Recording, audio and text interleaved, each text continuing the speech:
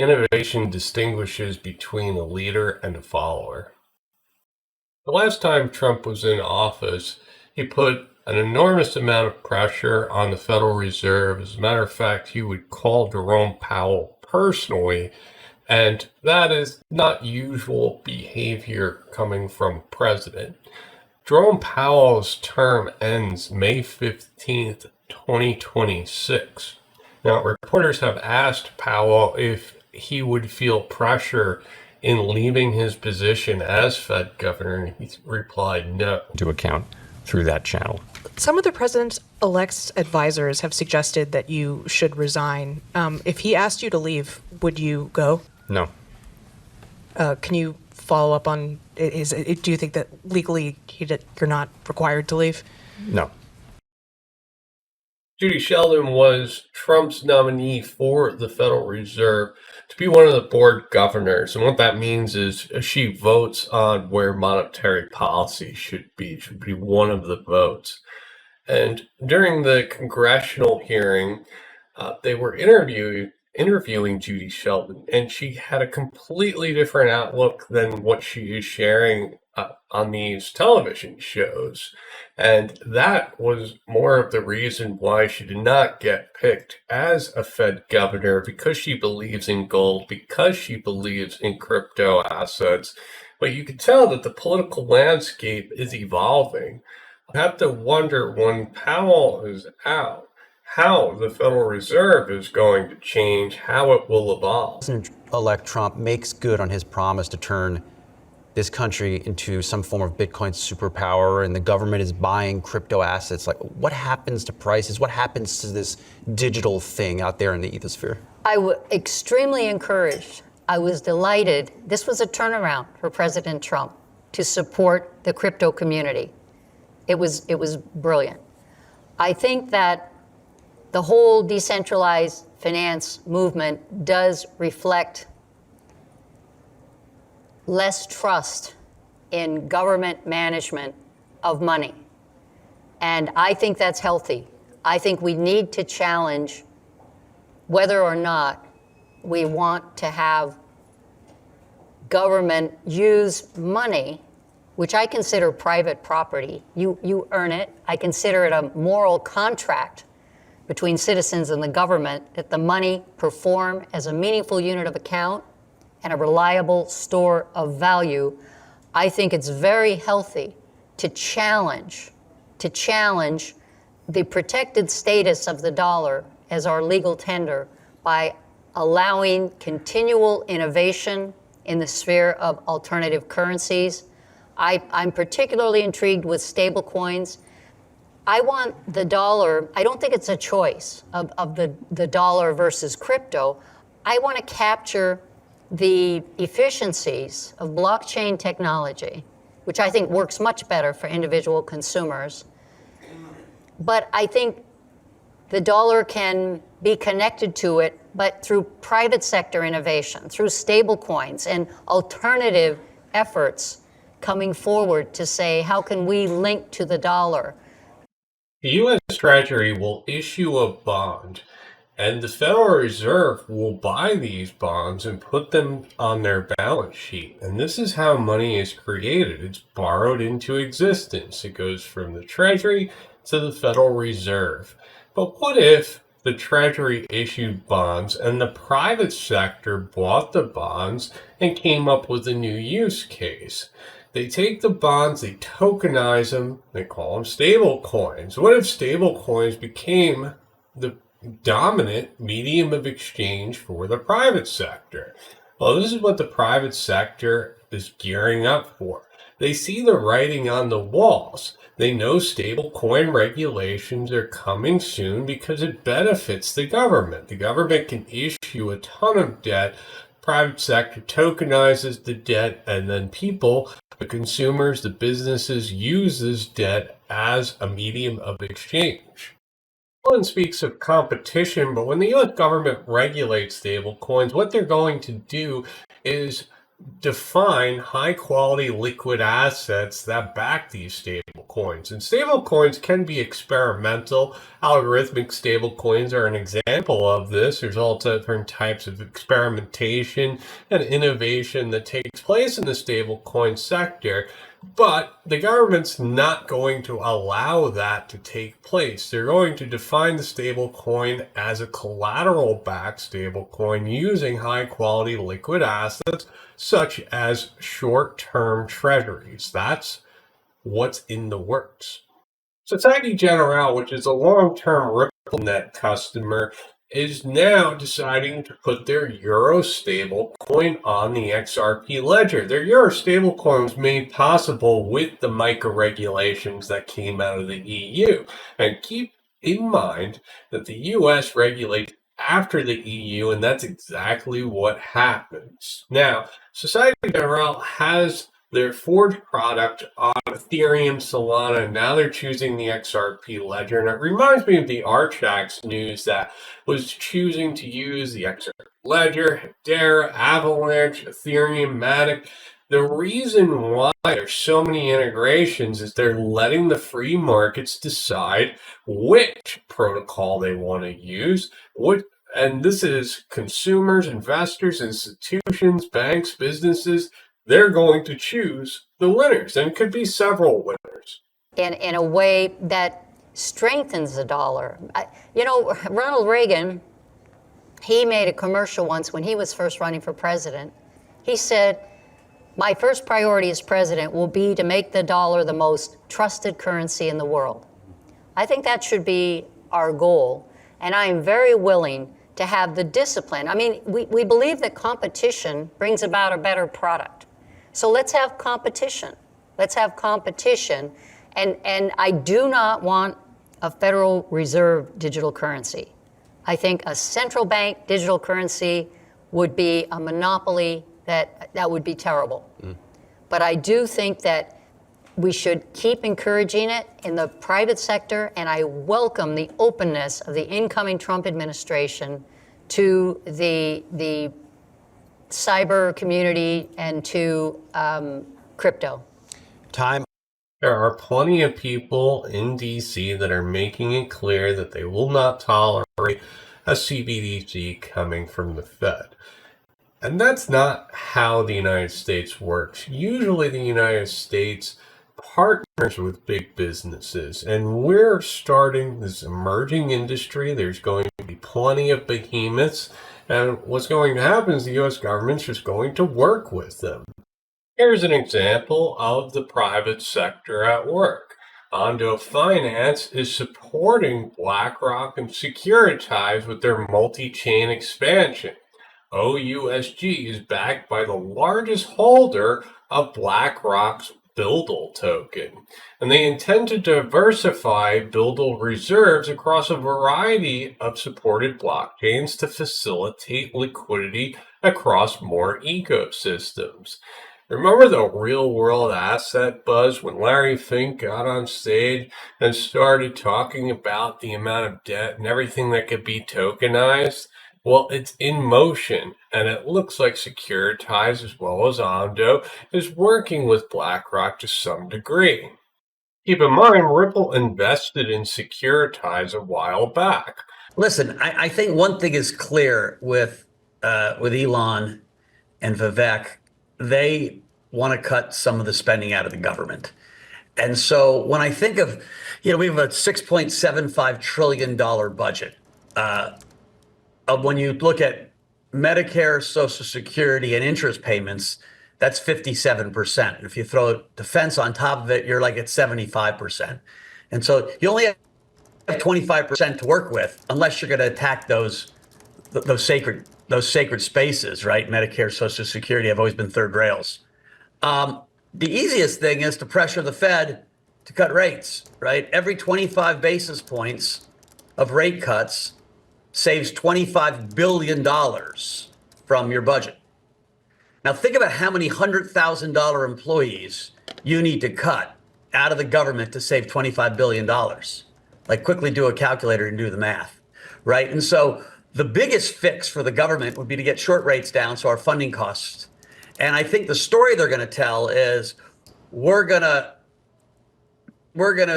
need monetary policy because we're going to be really good on fiscal.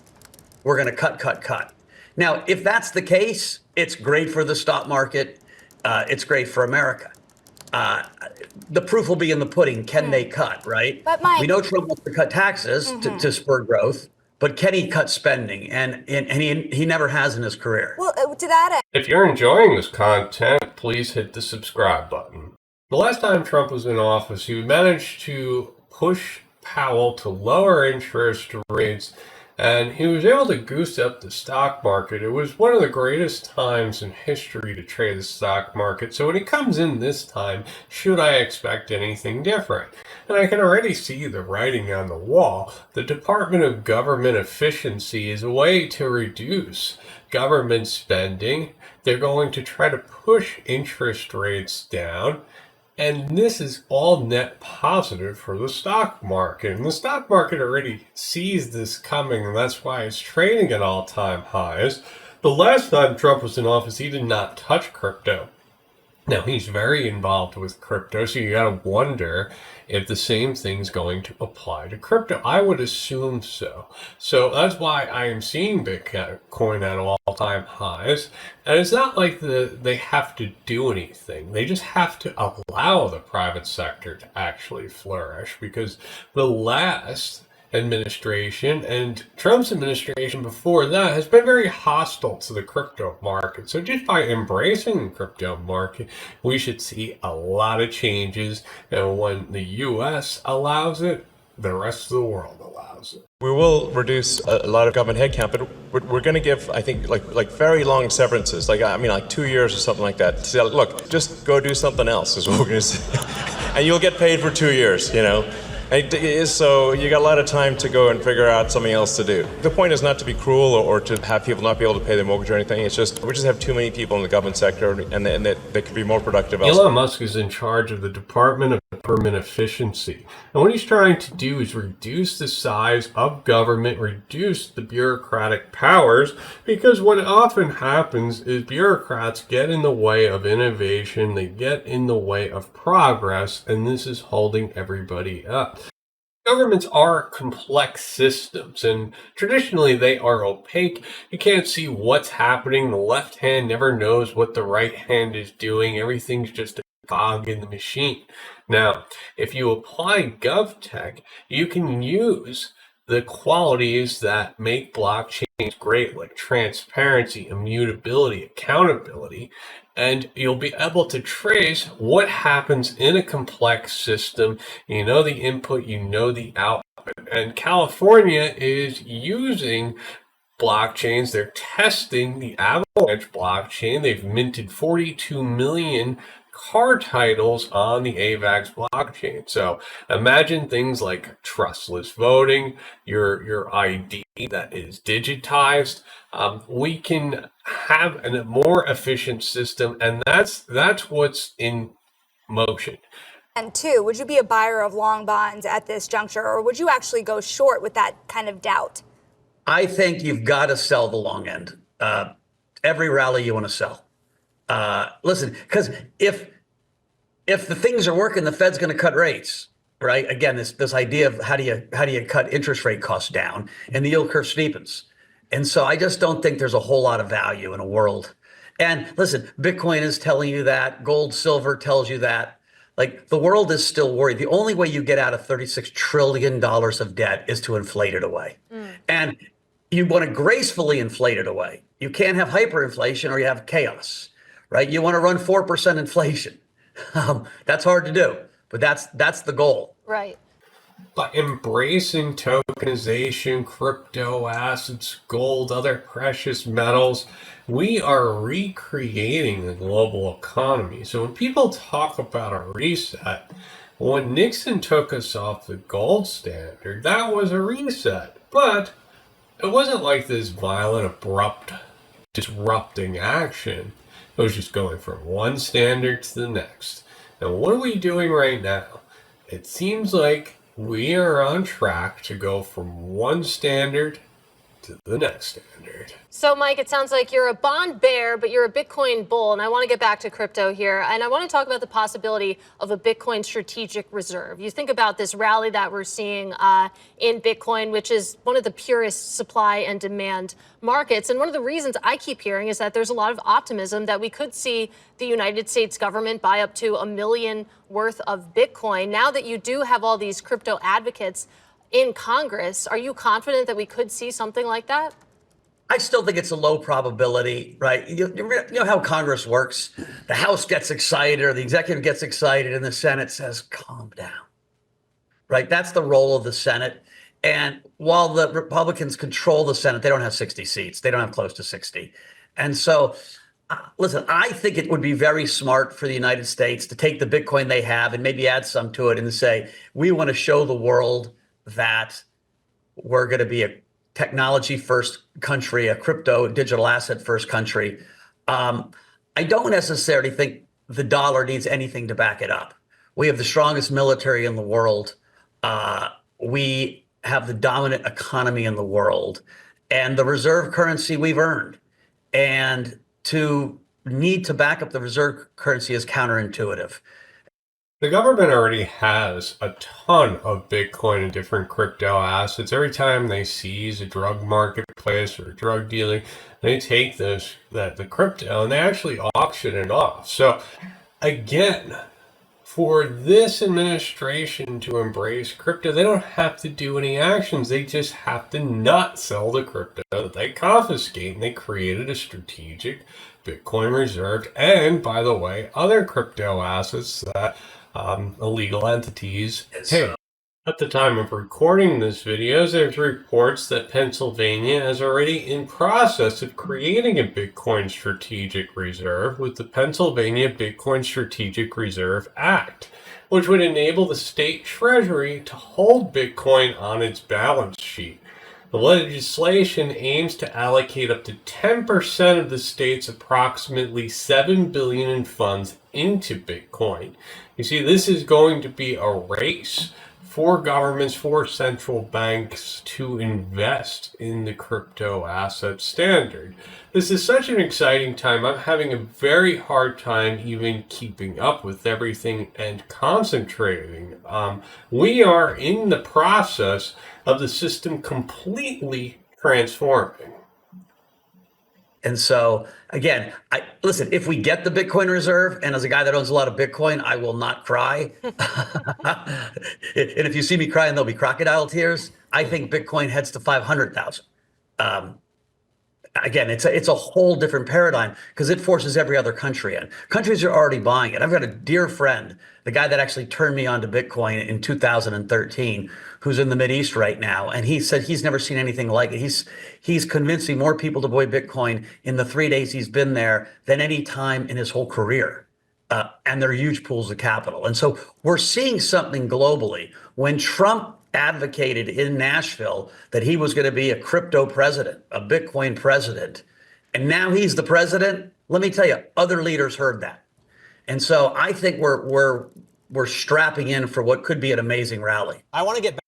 If we do become a leader in the world of crypto, we will set off an arms race. Other countries will want to compete with us on a global scale. And there is no ceiling. This can just keep going, and other technologies can integrate with these technologies, and we will really see something amazing. More efficiencies to make the global economy run smoothly. It's very, very interesting. The topic that's going to be in Riyadh next week is about crypto, and there's a tremendous amount of excitement about it, but they have not pulled the trigger yet. They're trying to get themselves set up for the moment where the regulator allows it, both in their own geography and in the U.S. You got to remember that those funds, those sovereign funds, whether it be Saudi Arabia or United Arab Emirates, a huge amount of that capital is invested in the S&P 500 and derivatives thereof. Huge amounts, huge amount. So they cannot be offside with the U.S. regulator. They just can't. And I look at this as a huge opportunity. I speak to those guys almost every day. They would immediately go to 1 to 3% on Bitcoin alone, just Bitcoin, let alone Ethereum or any level 1, level 2s on the chain. They haven't even thought about that. They're just thinking about Bitcoin and owning that as an asset, the amount of capital that will come into this market when the regulator approves Bitcoin as an asset or a currency or a security, whatever they're going to, regulate it as, is going to be unbelievable, which is why I own it. I mean, my premise, stomaching the volatility, which we all do every 12-month cycle, is the upside is behemoth, is huge. And Novogratz said that he has friends in the Middle East that say that everybody is diving into crypto, really interested in it. He's talking people into different blockchains. And this is something that Kevin O'Leary talked about in 2021. He said that there's vast amounts of wealth in the Middle East and they have to wait for regulatory approval to dive in. But when they do, there are whales that will change the markets forever. We are witnessing the markets mature in real time. The science of today is the technology of tomorrow. Thanks everyone. I hope you enjoyed the show. Please take a moment to like and subscribe. If you enjoy content like this, please consider joining my Patreon or my Ghost site, themjr.ghost.io. Thanks guys.